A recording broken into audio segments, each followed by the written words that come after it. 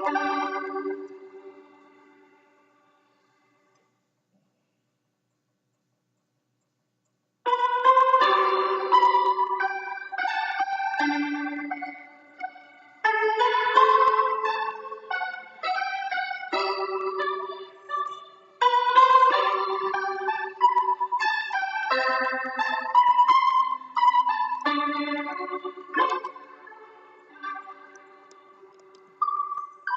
of you may have heard that the Disney Corporation is responsible for at least one real-life ghost town.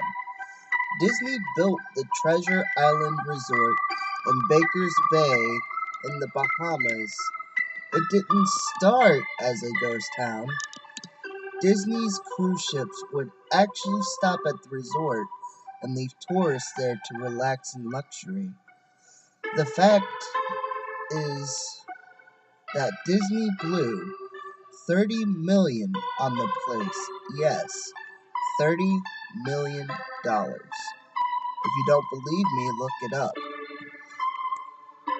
Disney blamed the shallow waters, and there was even blame cast on the workers, saying that since they were from the Bahamas, they were too lazy to work a regular schedule. That's where the factual nature of the story ends. It wasn't because of sand, and it obviously wasn't because of foreigners are lazy. Both are convenient excuses. No, I sincerely doubt those reasons were legitimate. Why don't I buy the official story? Because of Mowgli's Palace. Near the beachside city of Emerald Isle in North Carolina, Disney began construction of Mowgli's Palace in the late 1990s. The concept was a jungle-themed resort with a large, you guessed it, palace in the center of the whole thing. If you're unfamiliar with the character of Mowgli, then you might better remember the story, The Jungle Book. If you haven't seen it anywhere else, you'd know that it's a Disney cartoon from decades past. Mowgli is an abandoned child in the jungle, essentially raised by animals and simultaneously threatened or pursued by other animals. Mowgli's Palace was a controversial undertaking from the start. Disney brought up a ton of high-priced land for the project, and there was actually a scandal surrounding some of the purchases. The local government claimed eminent domain on people's homes, then turned around and sold the properties to Disney. At one point, a home that had just been constructed was immediately condemned with little to no explanation. The land grabbed by the government was supposedly for some fictional highway project, knowing full well what was going on. People started calling it Mickey Mouse Highway. Then there was the concept art. A group of stuffed shirts from Disney Co. actually held a city meeting. They intended to sell everyone on how lucrative this project was going to be for everyone. When they showed the concept art, this gigantic Indian palace, surrounded by a jungle, staffed with men and women in loincloths and tribal gear. Well, suffice to say, everyone flipped their, doo-doo. We are talking about a large Indian palace jungle and loincloths, not only in the center of a relatively wealthy area, but also a somewhat xenophobic area of the southern USA. It was a questionable mix at that point in history. One member of the crowd tried to storm the stage, but he was quickly subdued by security after he managed to break one of the presentation boards over his knee. Disney took that community and essentially broke it over its knee as well. The houses were razed, the land was cleared, and there wasn't a damn thing anyone could do or say about it. Local TV and newspapers were against the resort at the beginning, but some insane connection between Disney's media holdings and the local venues came into play, and their opinions turned on a dime.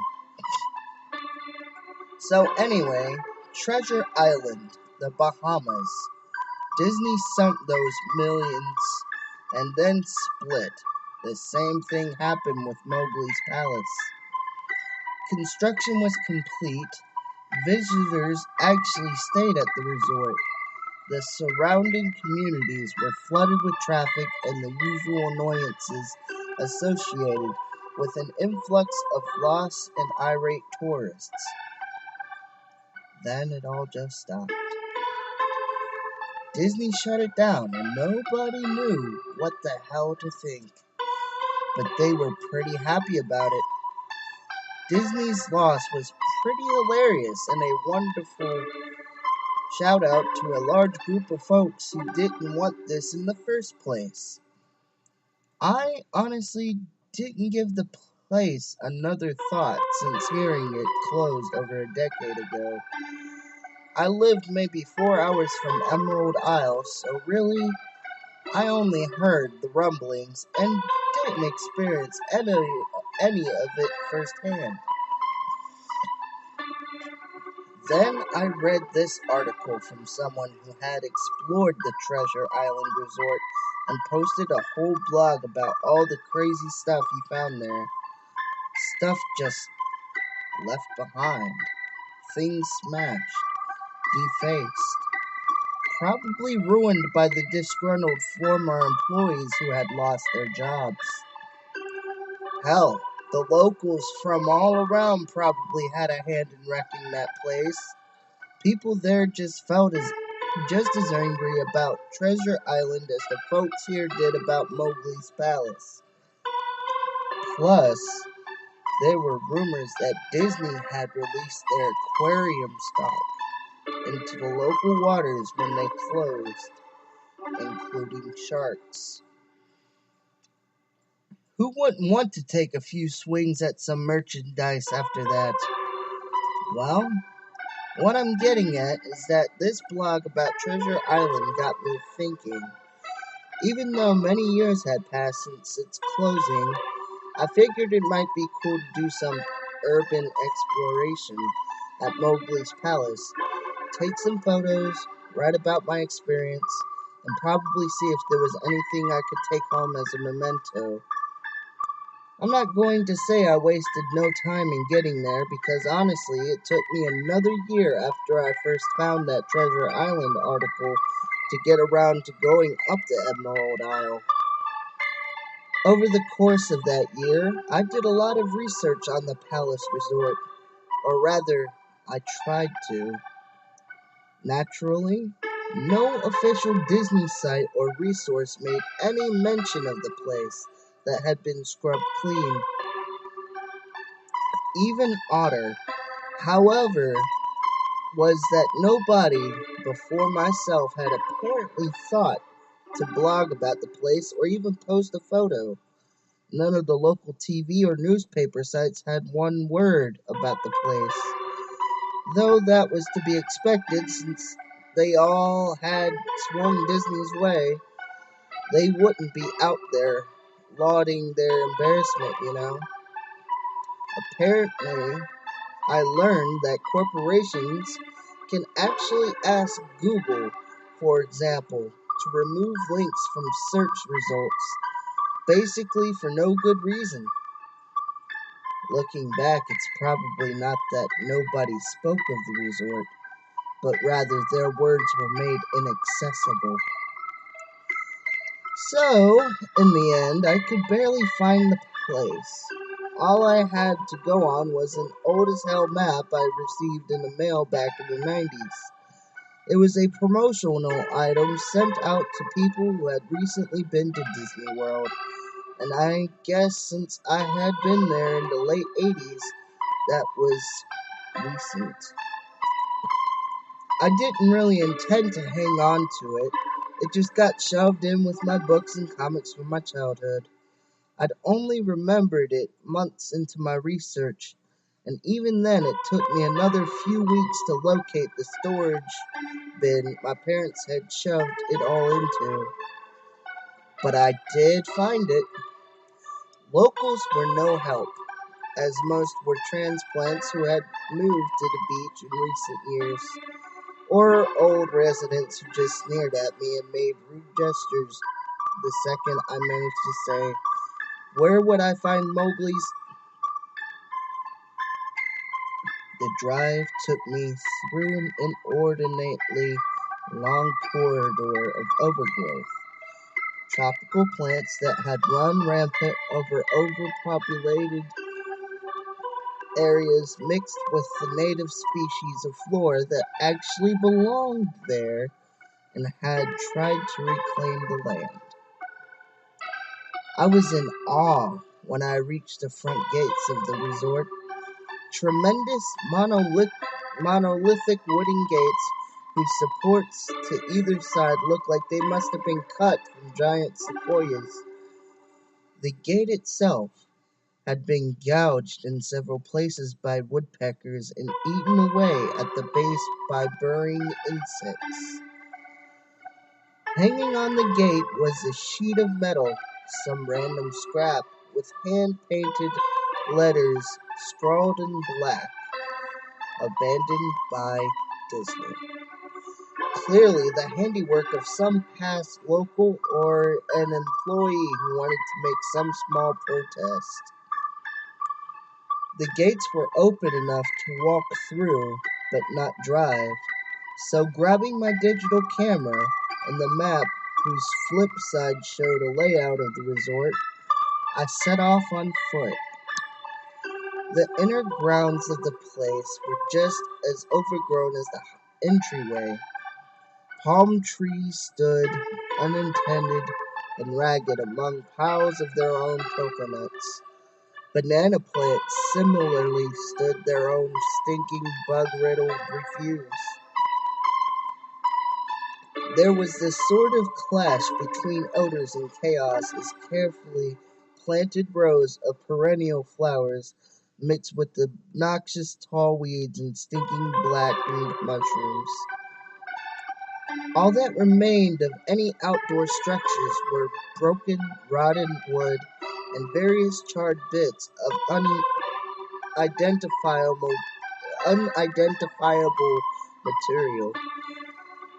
What was most likely an information booth or an outdoor bar was now simply a pile of assorted debris, chopped up by past vandalism and ravaged by weather. The most interesting thing on the grounds was a statue of Baloo, the friendly bear from the Jungle Book, which stood in a sort of courtyard in front of the main building.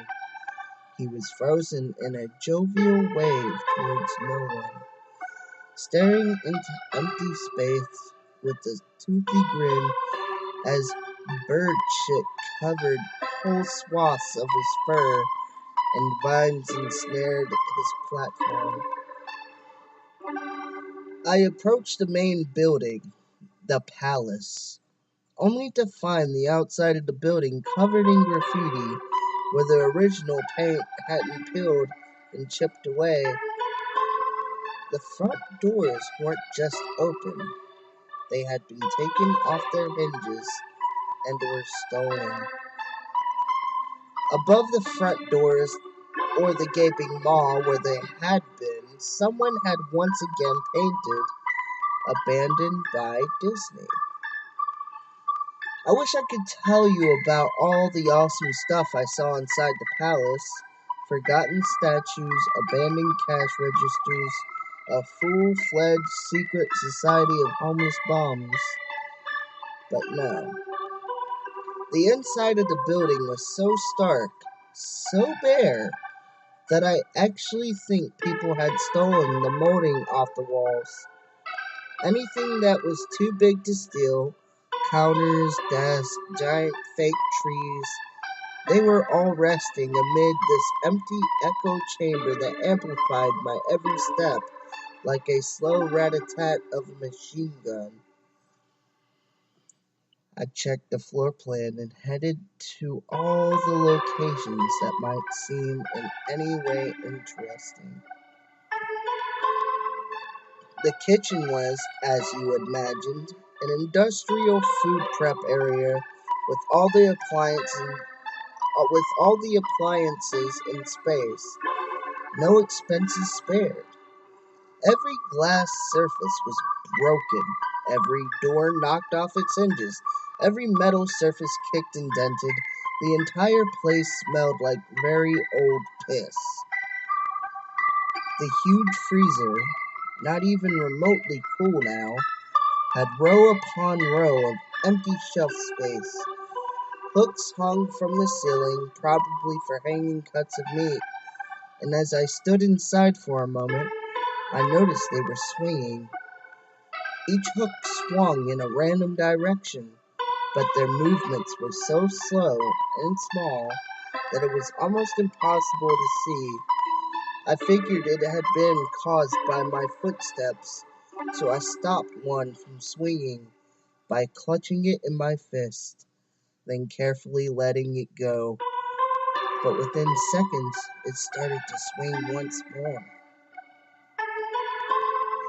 The bathrooms were in much the same state as the rest of the palace.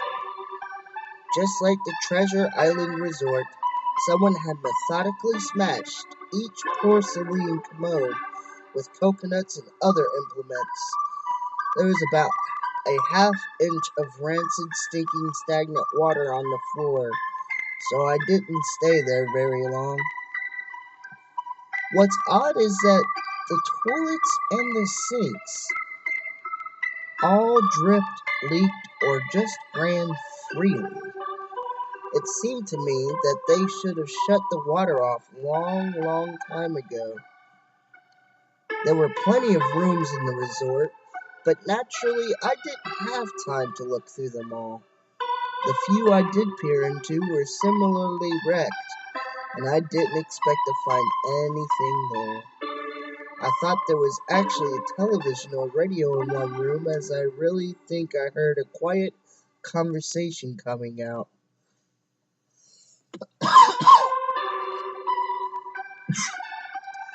Though it was like a whisper, probably my own breathing echoing in the silence, or just another case of the sound of flowing water playing tricks on the mind. This is what it sounded like. I didn't believe it. I didn't know that. I didn't know that. Your father told you. I know that sounds ridiculous. I'm just telling you what I experienced. Why I thought there might have been something running in that room. Or worse, some vagrants who had holed up there and probably would have knifed me. At the front doors of the palace again, I figured I hadn't found anything of note and wasted the trip up. As I looked at the door, I noticed something interesting in the courtyard that I had apparently missed. Something that would give me at least one thing to show for all my trouble, even if it was just a photograph. There was a life-like statue of a python, maybe 80 feet long, coiled up and sunning itself on a pedestal right in the center of the area. It was almost time for the sun to start setting, so the light fell onto the object in the perfect way for a photograph. I approached the python and snapped a photo. Then I stood on my toes and snapped another. I moved closer again to get the detail of its face. Slowly, casually, the python lifted its head, looked directly into my eyes, turned, and slithered off the pedestal, across the grass, and into the trees, all 80 feet of it. Its head long, disappeared into the woods before its tail even left the sunning spot. Disney had released all of their exotic animals into the grounds. Right there on my floor plan map was the reptile house. I should have known. I read about the sharks at Treasure Isle, and I should have known they'd done this. I was dumbfounded, just utterly stupefied. My mouth must have been hanging open for the longest time before I came back down to earth and snapped it shut. I blinked a few times and backed away from where the snake had been, back toward the palace. Even though it was totally gone, I still wasn't taking any chances and hacked my way into the building. It took a few deep breaths and slaps to my own face to get myself right in the head again after that. I looked for a place to sit down as my legs were feeling a bit like jelly at this point. Of course, there was no place to sit down unless I wanted to recline in the broken glass and dead leaf carpet or haul myself up onto a desk of questionably reliability. I had seen some stairs near the palace's lobby and decided to go have a seat there until I felt better. The staircase was far enough away from the front of the building to be relatively clean, save for a startling accumulation of dust. I pulled a wedge of metal off the wall, once again painted with the "Abandoned by Disney" motto I'd become accustomed to. I placed the wedge on the stairs and sat on it to keep at least somewhat clean. The stairway led downward below ground level. Using my camera flash as a sort of improvised flashlight, I could see that the staircase ended in a metal mesh door with a padlock. A sign on the door, a real sign, read, "Mascots only. Thank you."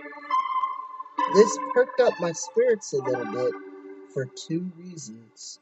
One, a mascot only area would definitely have some interesting stuff back in the day. Two, the padlock was still in place.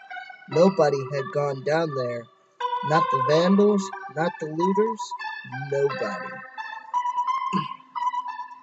This was the one place I could actually explore and perhaps find something interesting to photograph or wantonly still. I had come to the palace essentially agreeing with myself that it was okay to take anything I wanted because, hey, abandoned. It didn't take much to bust the lock. Well, actually, that's wrong. It didn't take much to bust the metal plate on the wall that the padlock was hooked to. Time and decay had done most of the work for me, and I was able to bend the metal plate enough to pull the screws out of the wall. Something nobody else had apparently thought of, or hadn't been able to do at the time. The mascots only area was startling and very welcomed change to the rest of the building I had seen.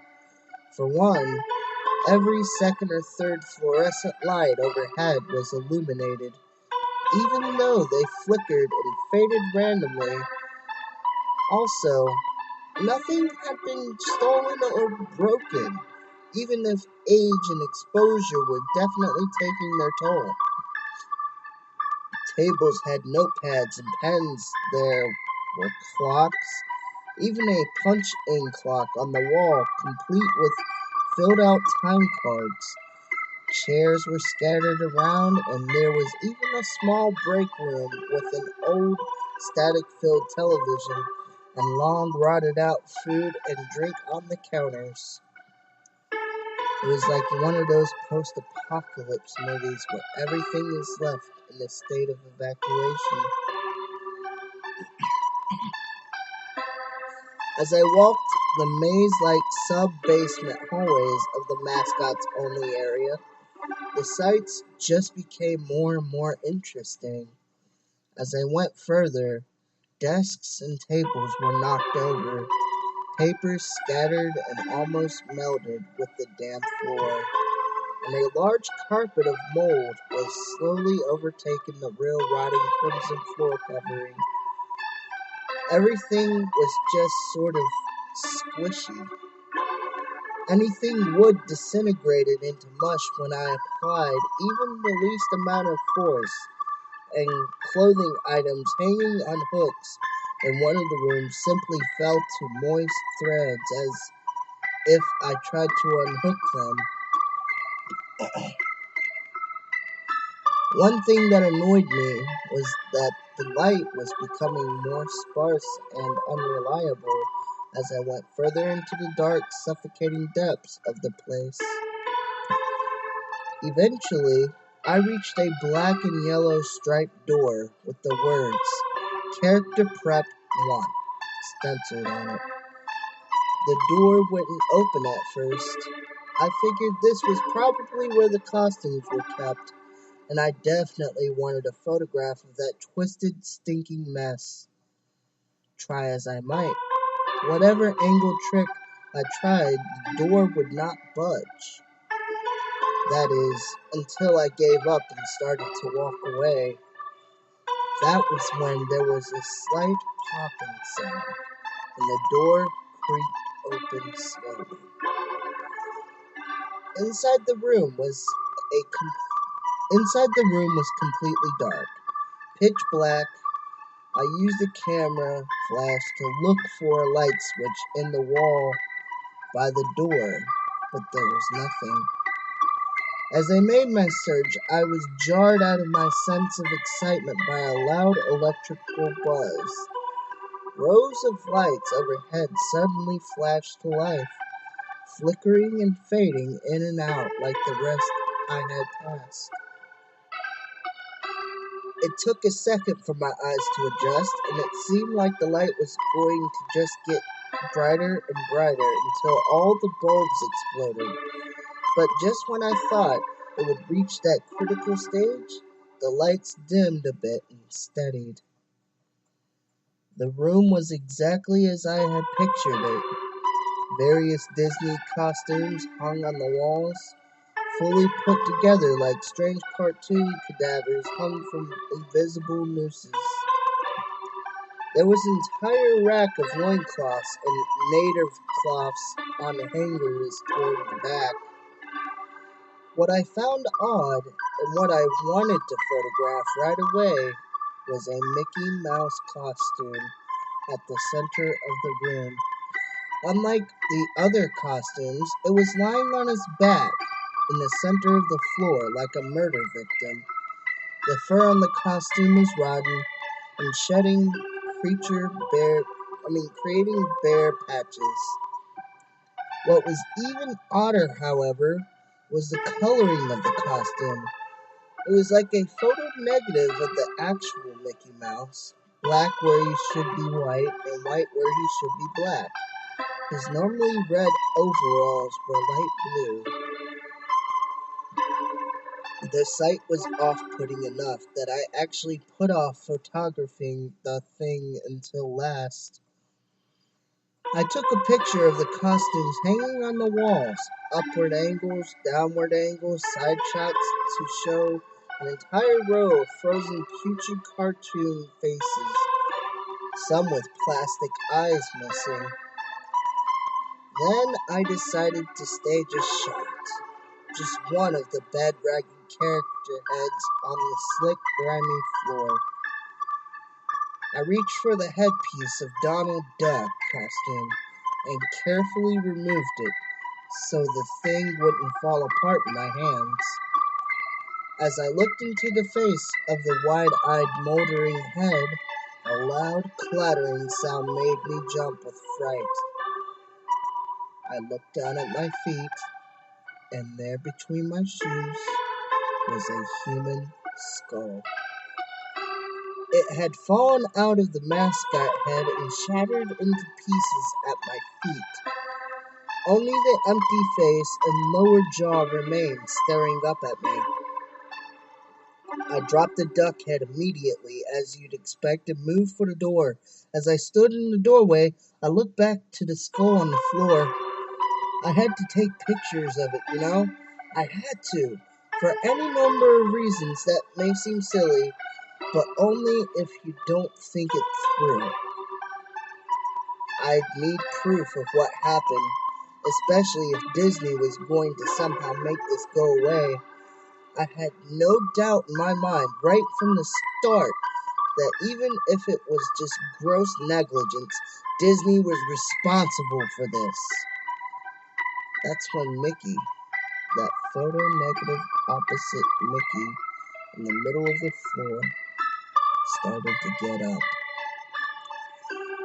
First sitting up, then climbing to its feet, the Mickey Mouse costume, or whoever was inside it, stood there at the center of the room, its fake face just staring directly at me as I mumbled, "No," over and over.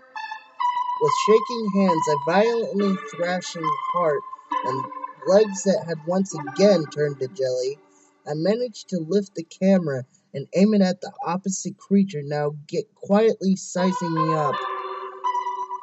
The digital camera screen displayed only the dead pixels and the shape of the thing. It was a perfect silhouette of the Mickey costume. As the camera moved in my unsteady hands, the dead pixels spread, marring the screen wherever Mickey's outline moved to. Then the camera died, went blank and quiet and broken. I raised my eyes once again to the Mickey Mouse costume. "Hey!" it said in a hushed, perverted, but perfectly executed Mickey Mouse voice. "Oh, wanna see my head come off?" It started to pull at its own head, working its clumsy glove-clad fingers around its neck, with clawing, impatient movements, similar to a wounded man trying to pull himself free of a predator's jaws. As it worked its digits into his neck, so much blood. So much thick, chunky, yellow blood. I turned away as I heard a sickening tearing of cloth and flesh. Only cared about getting away. Above the doorway, out of this room, I saw the final message clawed into the metal with bone or fingernails. Abandoned by God. I never got the pictures out of the camera. I never wrote the blog entry about it.